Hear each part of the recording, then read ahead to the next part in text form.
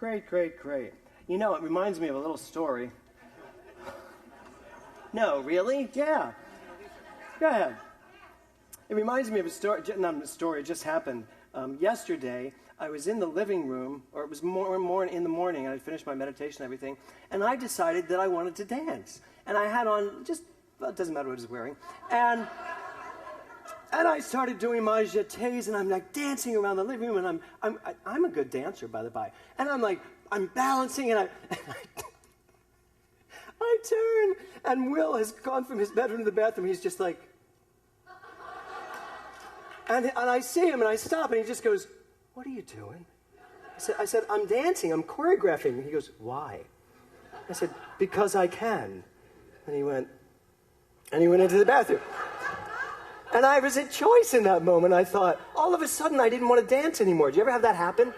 Yeah. And I was like, no, I'm going to dance through this anyway. So now I'm dancing and dancing and dancing. He comes out of the bathroom, he just goes, ugh. And back into, but I kept dancing. And you know what? Someday, I'm going to come in here and show it to you. I'm going to come in here and I'm going to do some rad, like from the 60s, some really awesome dance. Would you like that? I would like that. Nice little pair of tights and just... No. So, no, I'm not prepared to dance today. So, come from the heart. So, now most ministers today, all around the country, I'm sure, or the world maybe, are going to be talking about Aurora, Colorado. And they're going to be talking about what happened at that movie theater. And is there anyone in this room that doesn't know about this?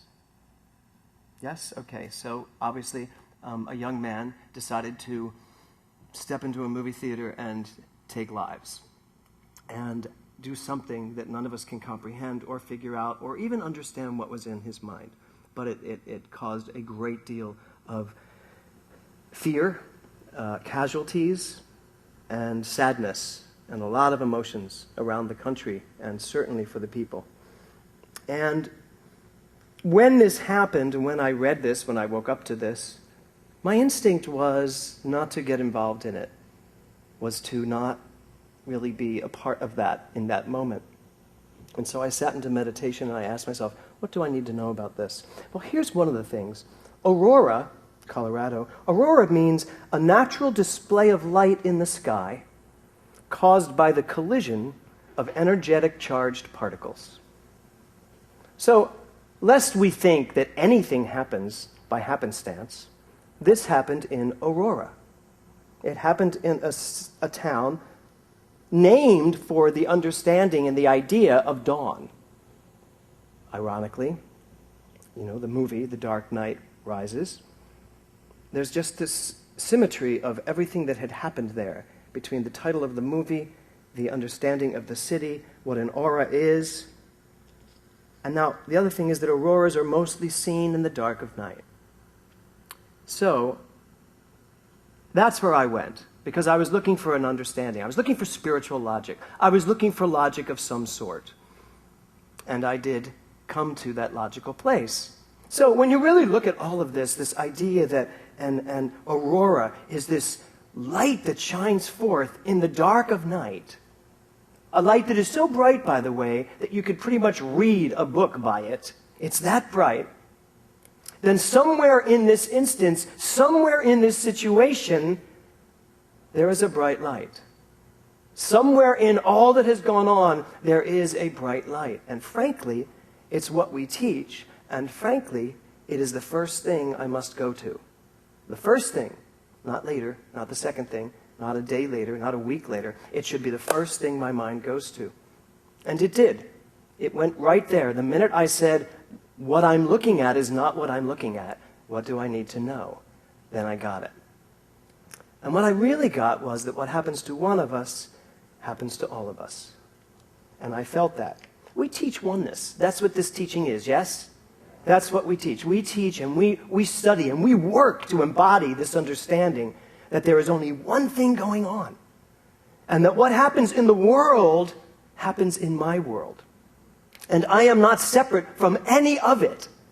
And so in this idea of oneness, what was going on in Colorado was also going on in my mind. And it was going on all around me because there was nowhere to go where someone didn't bring it up. And certainly a lot of people called me and wrote to me and asked me, how am I supposed to think about this?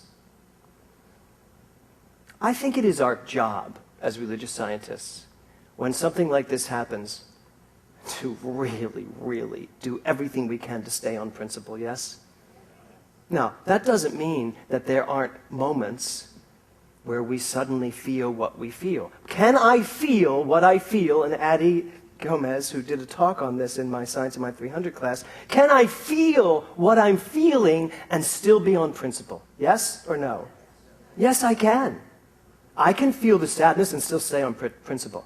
I can feel everything I need to feel and still stay on principle. Absolutely, without a doubt. And in fact, it's my calling to do that. What I'm calling to do is to rise in compassion to everything that's going on. Now, when I say compassion, I mean compassion for everyone who's involved in this, to the people who are part of this collision, to the family and friends and the loved ones of everyone involved in this, and here's where it gets tricky, the man at the center of it all. And that's what our teaching does, I think, so brilliantly. Gives me the tools necessary to love in the face of no matter what I'm looking at. We must be able to look at all things with love and compassion. And when I say all things, I mean all things. An aurora erupts light within the darkness. And the minute we create a dualistic response, we are off principle. So what that means to me is, and what I'm here to talk to you about today, because I did struggle with this. I thought, someone said to me this week, they said, how are you going to be your usual chipper, funny self and give a talk in the midst of this? And I said, well, actually it's my job, and what I do in life is see things honestly as they are, which means I don't take all of that and take my life down because of it. And none of us can afford to do that. And in fact, our job is, if we're going to stay on principle, our purpose is to know the truth no matter what we're looking at. So, the idea of victim and perpetrator as being separate things is something that needs to be corrected, because that's dualism. That's duality. To look at this situation and see a victim and a perpetrator is seeing it in a dualistic fashion. And I know, trust me, I know that I am asking you today to look at something that is very difficult to look at. And certainly I know that I'm asking you to look at something that is difficult to look at, and to look at it in a very difficult way. I know. I really do know that. But I also know that that's my job. Because that's who you are. You have chosen to step into a religion, a science, a philosophy that tells you there's only one thing going on at all times. There's not a special occasion when something else is going on. One thing going on at all times. Therefore, you are looking at love at all times, even in the midst of something so horrific. You must be willing to look at it from a oneness standpoint. Are you okay with that? And if you're not, I'm okay with you being not okay with it. But I would ask you to stay open to the possibility. The minute we create duality, we're off principle. And duality shows up in so many different ways. Duality showed up when I was dancing. That's duality. Do I want to dance? Do I not want to dance? And the reason why it's duality is because there was part of me that was embarrassed. Certainly not because I wasn't awesome dancing. I was embarrassed that my son didn't have the taste to know it. Good. So duality, speaking of taste, so we went to see Macbeth last night at Antaeus Theater Company with the lovely Bonnie Snyder as one of the witches. And yes, she's right here. And as I was putting Will to bed, and they were both so excited that they went, and Will said, oh my God, there is more blood in Shakespeare than even on television. And when they cut off Macbeth's head and they bring it out with all this blood dripping, they didn't really leave anything to your imagination. And Will was like, I've never seen a head. I said, Will, it wasn't a head. You do know that was not a head. He said, well, in the play it was. It was like, okay. So, but as I'm putting him to bed, it was so funny. He said, Dad, can I ask you a question? Don't you think Shakespeare could have written that story in a shorter period of time? Because it was a 3-hour play. And I said, yes, but he probably wouldn't have gotten all the verse in. And the verse is really the important part of it. He said, I'd like to see Shakespeare done without the verse.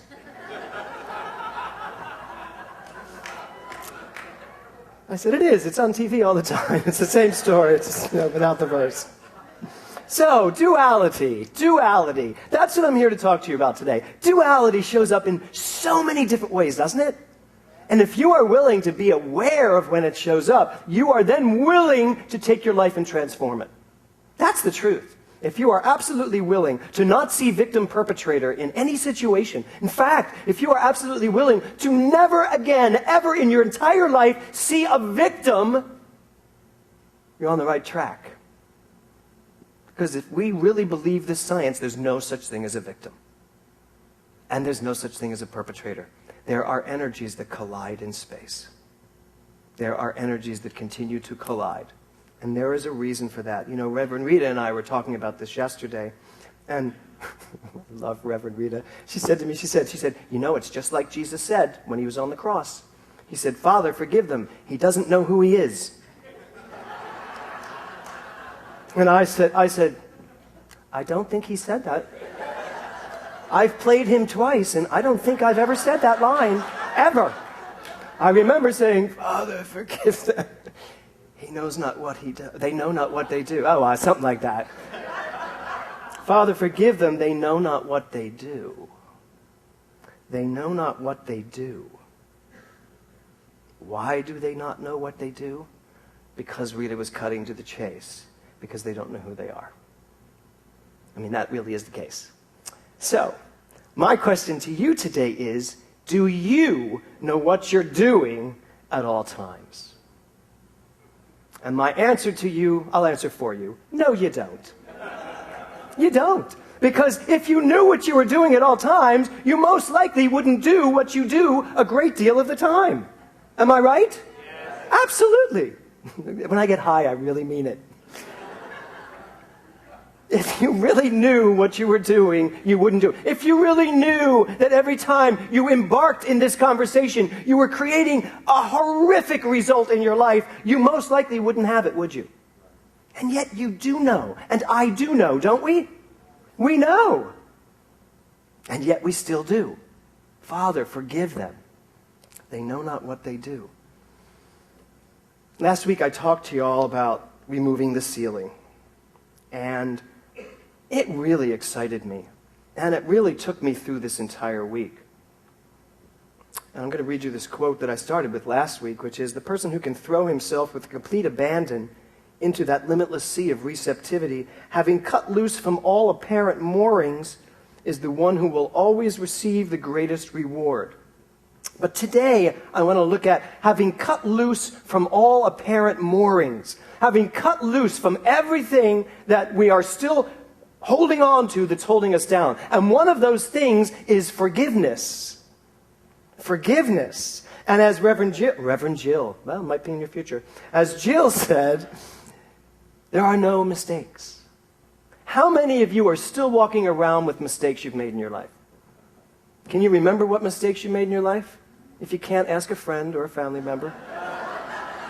They will tell you all the mistakes. Ask your husband. They will tell you all the, or wife, or both if you have both.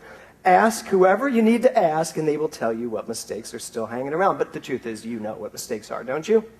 So, what if today you could actually let go of all your mistakes? Actually, not even let go of them so much as reinterpret them and understand you never made that mistake.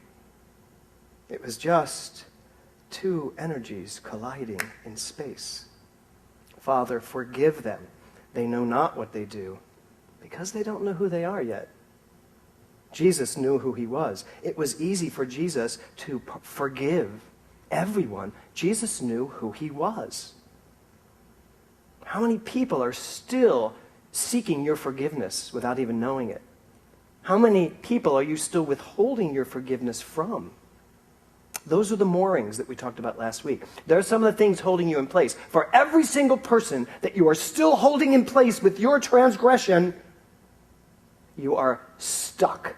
You are literally weighed down. You have that iron and shaft right there on the ground holding you in place. And you can remove all the ceilings you want. And I thought about this week. I can remove all the ceilings I want, but if I can't jump, if I can't go up, what good's removing the ceiling?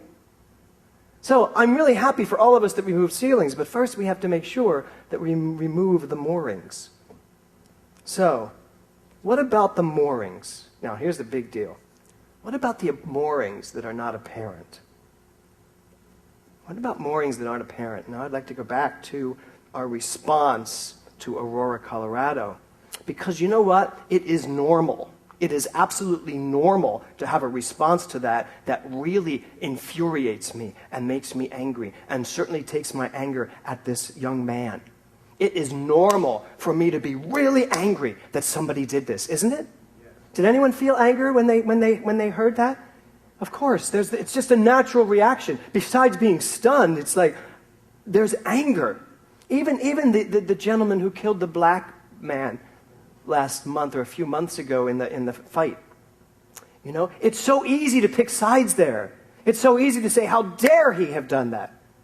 And yet, what we are asking ourselves is to stay completely neutral. Still have your feelings, but don't leave principle just because your feelings tell you something's normal. Because let me tell you this, just because it's normal doesn't mean it's right.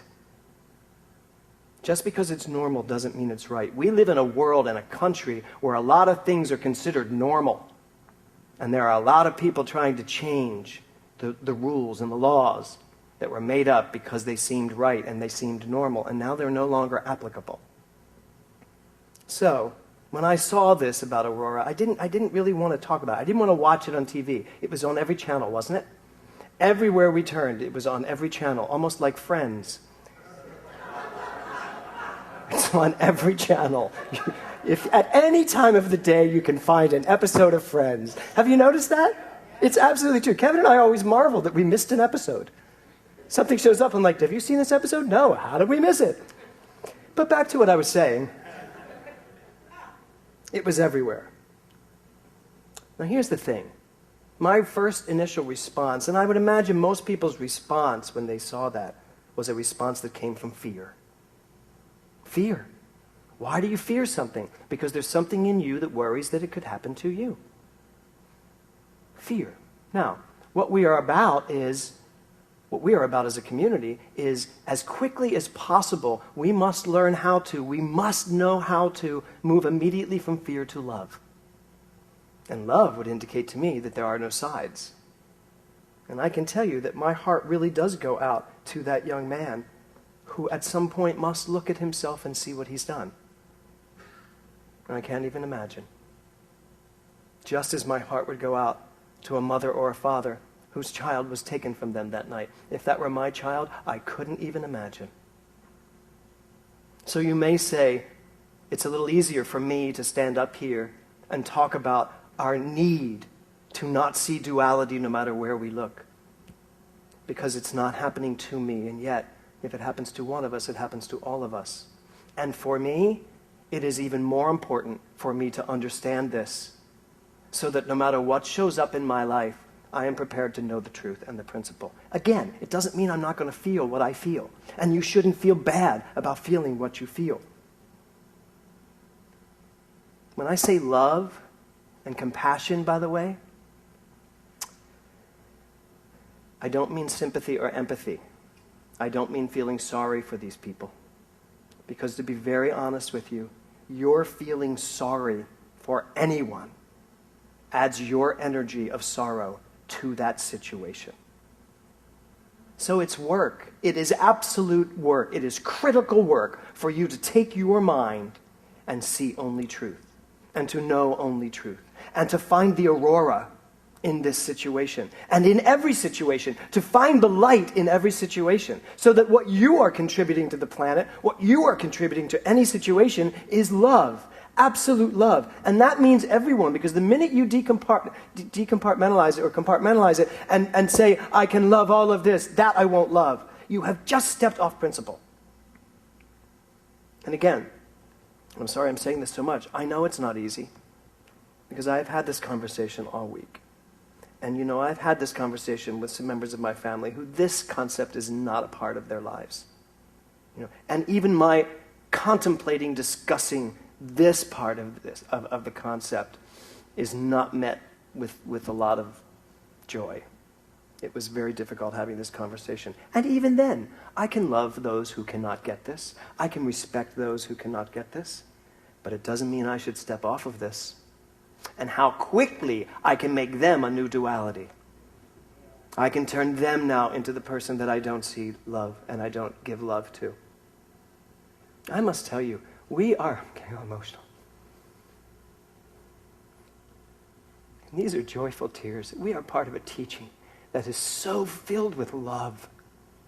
The next person that says to me that the science of mind is a cold scientific religion, I will deck them. No. I will hit them with so much love, they won't know what hit them. There is so much to get in this teaching. Scientific, yes. Loving, yes. Compassionate, yes. Empathetic, no. Sympathetic, no. You don't want my sympathy and my empathy when something like this happens. You want someone, please God, someone, get up on that cross and say, Father, forgive them. They know not what they do because they don't know who they are. You want someone to remember that. And that someone needs to be you because you're in this church today. And I said church. You're in this... You're in this theater today. You're in this room today. You're in this body today. You happened by here today to hear this. We don't go anywhere by accident. We think we're there by accident, but you're not anywhere by accident. You are everywhere you go because that's where God most needs you to be in that moment, no matter where it is, no matter what you're doing. And that may seem difficult to really get for some of the places you people end up. I get it. I get it. I'm one of you, right? But it's not by accident. Sometimes. Buddha says, our sorrows and wounds are healed only when we touch them with compassion. Compassion. With passion. Passion, meaning truth. Compassion is truth.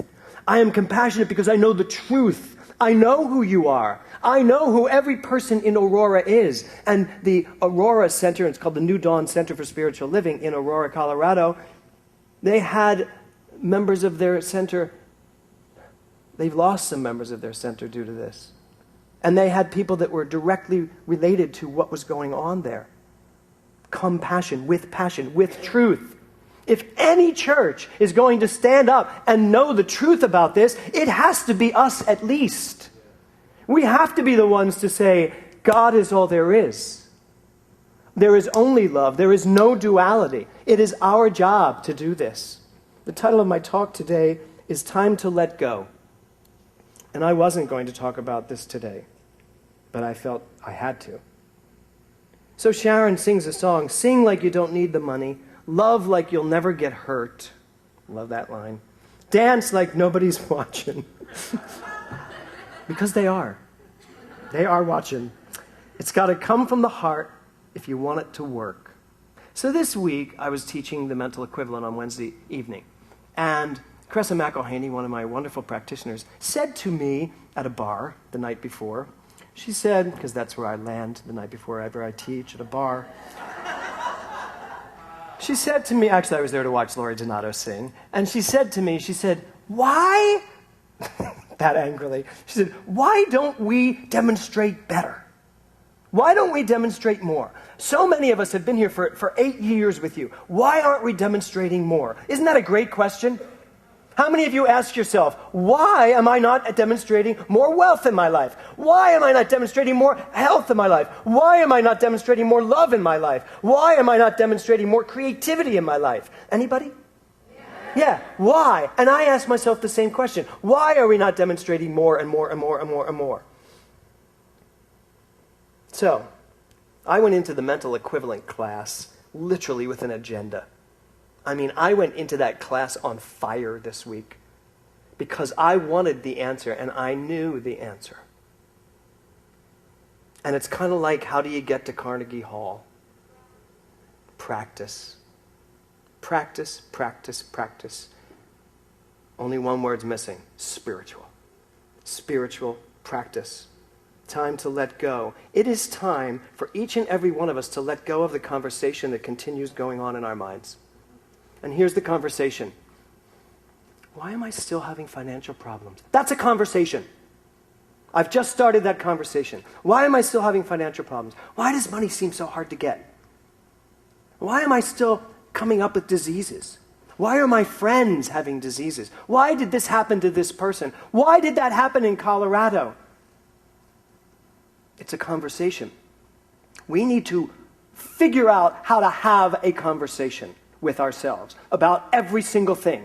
And the conversation must be on principle and stay on principle. And no one should be able to pull you off principle. I love Dr. Bitzer when he said, we must rely on principle even on special occasions, and all God's children got special occasions.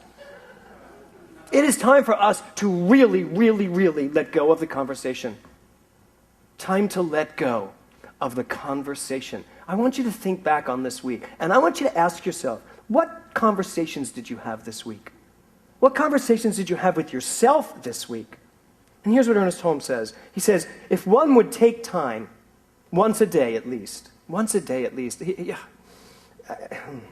if one would take time, once a day at least, to let go of all that is not true and lay hold of reality, meaning spiritual truth.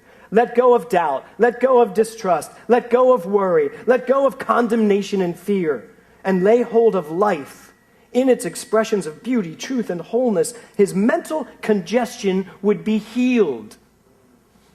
If one would take time once a day at least. I'm sorry, it's not enough. It is not enough for you to take some time once a day. And I'm saying, if your spiritual practice has you once a day meditating for 10, 15 minutes, it is not enough. Not if that doesn't work through to the next moment and the next moment and the next moment so that your conversation is different. You can't just, like when I used to be a Broadway Buddhist, Nam-myoho Renge-kyo, Nam-myoho Renge-kyo, Nam-myoho Renge-kyo, blah, blah, for like 20 minutes, 30 minutes. Who knew what we were saying? But it was a pleasant evening, and everybody was hearing nice little ums and and Michael Bennett was there, so I should be here. And here we go. And then we walk away and go, oh my God, there are just no jobs.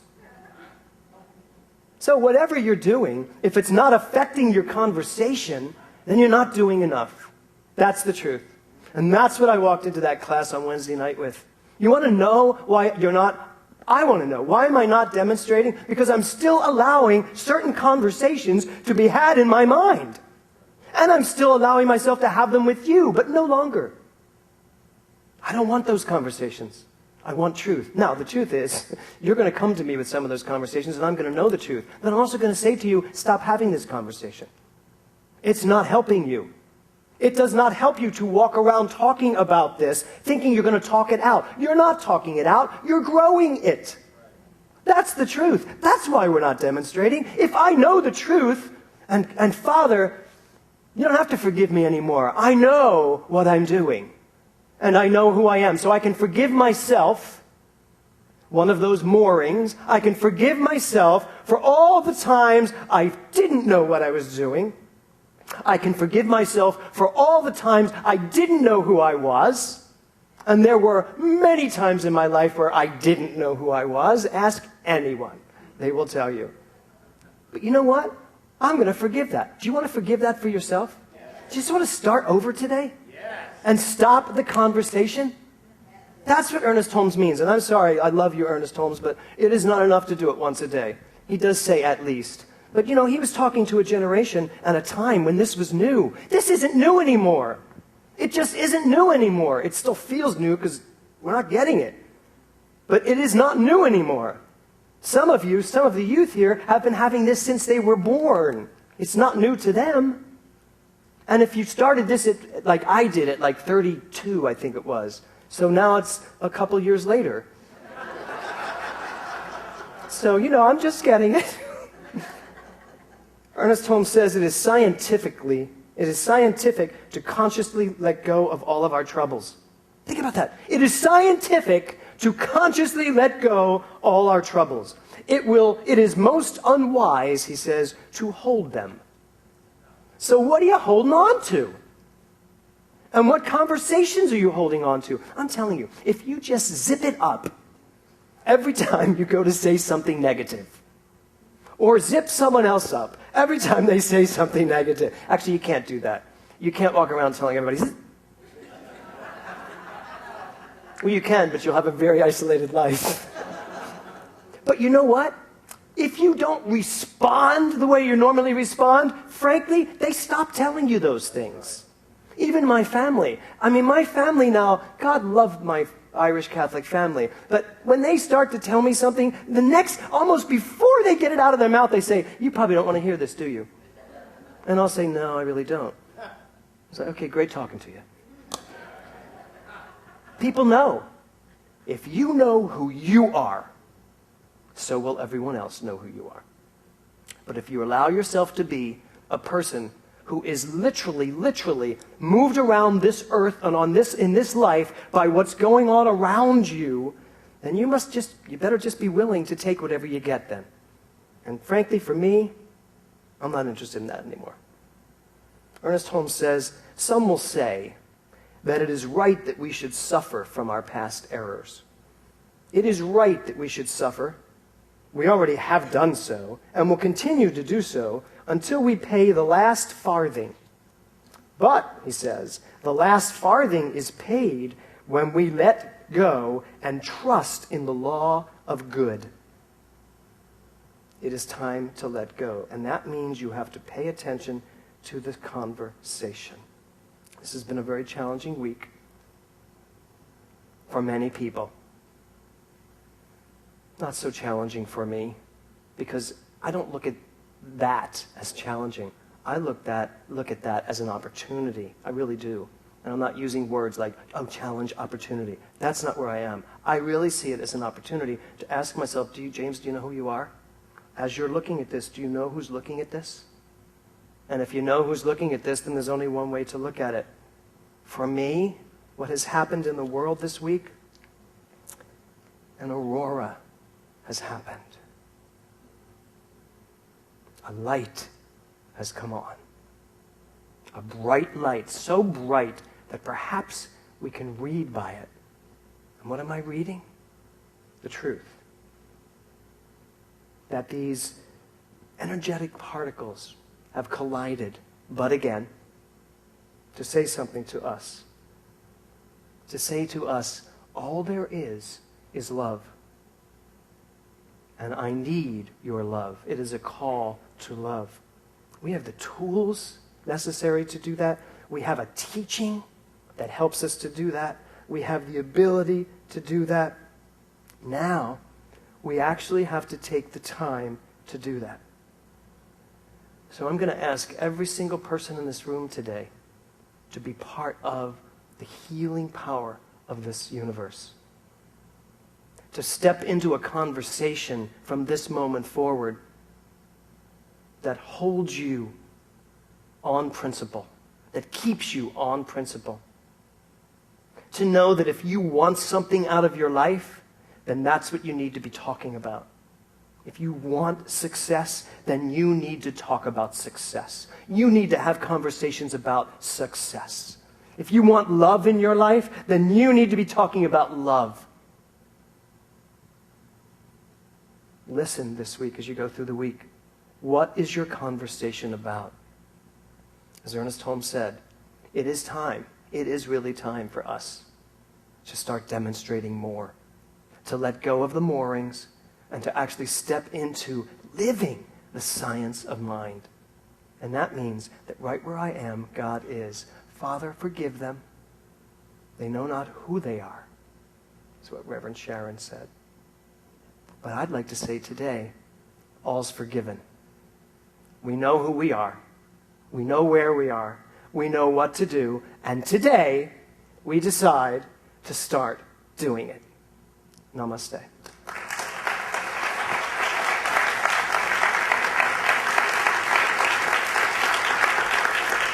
Thank you.